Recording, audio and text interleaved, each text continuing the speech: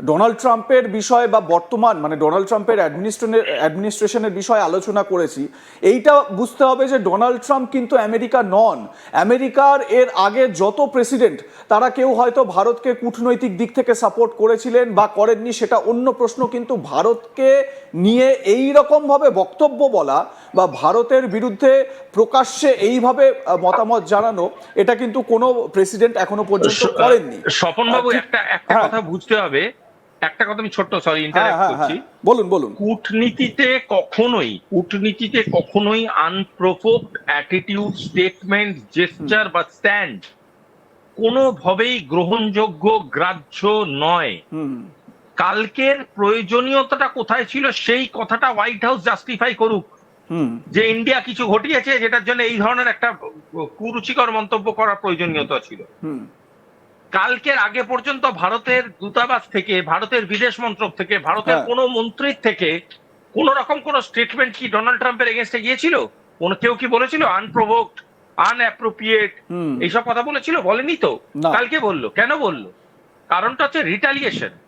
Without retaliation যেটা করলো আজকে ডোনাল্ড ট্রাম্প, সেটা কিন্তু আমেরিকার সাথে ভারতের সম্পর্ককে সাংঘাতিক রকম একদমই। এবং এবং এই রিটালিয়েশনটাও আপনাদের দেখাবো। এবং হোয়াইট হাউসের তরফ থেকে যে বিবৃতি, মানে কতটা কুরুচিকর বিবৃতি হতে পারে, একটা সরকারি ভবন থেকে এই বিবৃতি আসছে, এর থেকে লজ্জার বোধহয় আর কিছু হতে পারে না। আমি একটু ওই হোয়াইট হাউসের যে বিবৃতিটা একটু দেখাই আমাদের দর্শকদের। আমরা এআই দিয়ে বাংলায় ট্রান্সলেট করেছি, ভুলভ্রান্তি থাকতে পারে।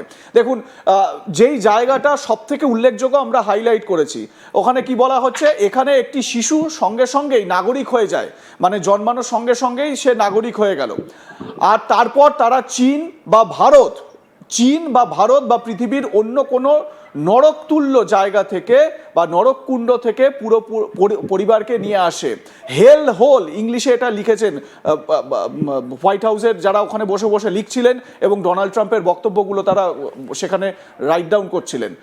তারা বলছে যে পরিবারকে নিয়ে আসে, এটা দেখার জন্য খুব বেশি দূরে যেতে হয় না। এখানে এখন আর ইংরেজি বলা হয় না। বর্তমানে যে অভিবাসী শ্রেণী আসছে তাদের মধ্যে এই দেশের প্রতি আনুগত্য প্রায় নেই বললেই চলে, যা সবসময় এমন ছিল না। এই বক্তব্য হোয়াইট হাউসের তরফ থেকে রাখা হচ্ছে, যেটা একেবারে চরম লজ্জার একটা বিষয়। একটা সরকারি ভবন থেকে এই রকম বক্তব্য রাখা হচ্ছে।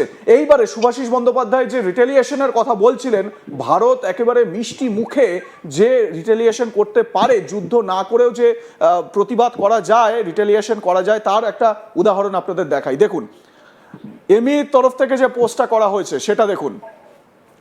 ভারতের বিদেশ মন্ত্রকের তরফ থেকে দেখুন বলা হচ্ছে, আমরা মন্তব্যগুলো দেখেছি, মানে ডোনাল্ড ট্রাম্পের যে বক্তব্য সেগুলো কুমন্তব্য আমি বলবো, এবং এর জবাবে ইউএস দূতাবাসের জারি করা পরবর্তী বিবৃতিটিও দেখেছি।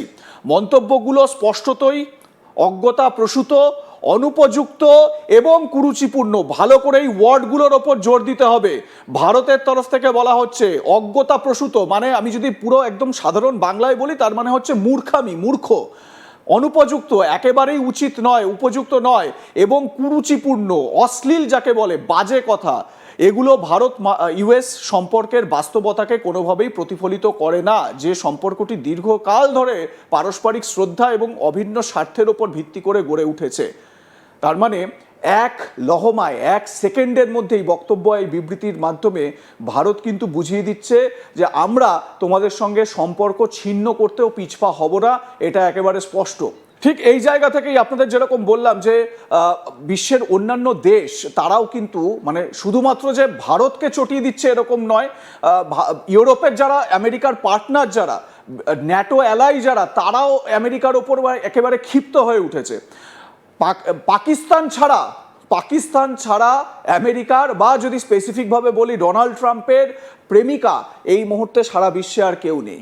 ঠিক এই জায়গা থেকেই আপনাদের দেখাবো এবারে ইরানের তরফ থেকে একেবারে ডোনাল্ড ট্রাম্পকে খোঁচা মেরে একটা বক্তব্য তুলে ধরা হয়েছে, একটা পোস্ট করা হয়েছে সোশ্যাল মিডিয়ায়। সেই পোস্টে ভারতের যে সংস্কৃতি, সেই সংস্কৃতির ভিডিও তুলে ধরা হয়েছে, পূজার্চনা, ভারতের ট্যুরিজমকে তুলে ধরা হয়েছে, এবং যে লেখাটা লেখা হয়েছে সেটা আমরা এআই দিয়ে বাংলায় এটাকে অনুবাদ করেছি। তারপরে বলা হচ্ছে, মানে ইরান ইন মুম্বাই, হয়তো কারো উচিত মিস্টার ট্রাম্পের জন্য একমুখী সাংস্কৃতিক ডিটক্সের ব্যবস্থা করা।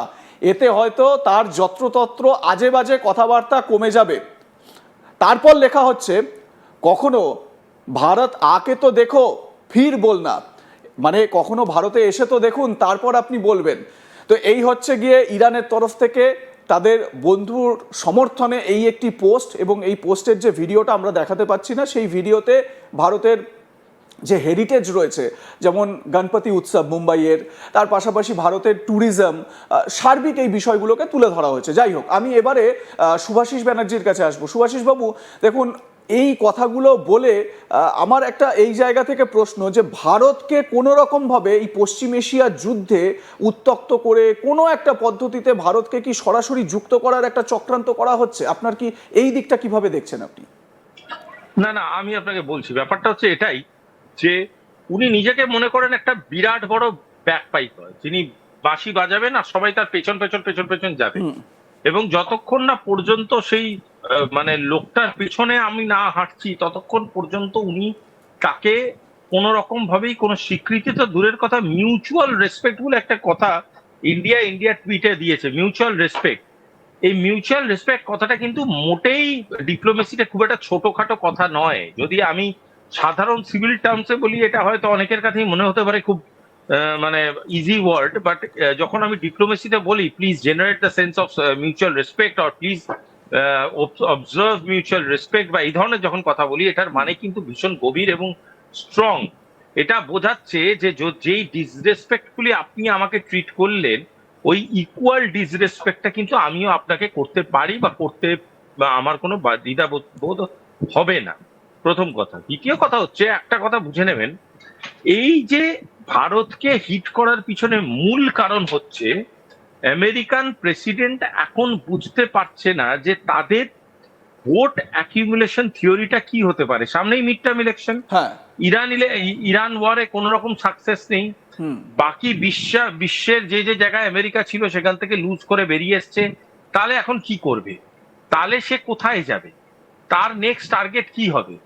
সুতরাং এই ভাবনা চিন্তার মধ্যে দিয়ে যেই পয়েন্টটায় গিয়ে সে সেটা বুঝতে পারছে না, তখন সে আজকের ডেটে গিয়ে জানতে পেরেছে, বুঝতে পারছে, বা আজকের ডেটে গিয়ে সে তখন ভীষণভাবে রেলেভেন্ট হতে গিয়ে এমন কিছু স্টেটমেন্ট করছে যেটা অ্যাবসলিউট বাচালতা। আমি একদম বাংলা ওয়ার্ডটা বলছি, বাচালতা। হ্যাঁ, সেটা করতে গিয়ে এমন একটা সম্পর্ককে আজকে খুব খারাপ দিকে নিয়ে গেল, যেটা গোটা পৃথিবীর মানুষ দেখলো। এবং ভারতবর্ষ যার সংস্কৃতি, সত্যি ইরান যে কথাটা বলেছে সেটা মেনে নেওয়ারই কথা, সেই সংস্কৃতি যে প্রেজেন্সটা, সেই প্রেজেন্সটাকে তুমি কোয়েশ্চেন মার্কে তুলছো। And what kind of language! এই ধরনের ল্যাঙ্গুয়েজ ডিপ্লোমেসিতে ইউজ হয়? এই ধরনের ল্যাঙ্গুয়েজে কূটনীতিতে কেউ কারোর সাথে কথা বলে? ছাপরি ল্যাঙ্গুয়েজ। ডিসগ্রেসফুল,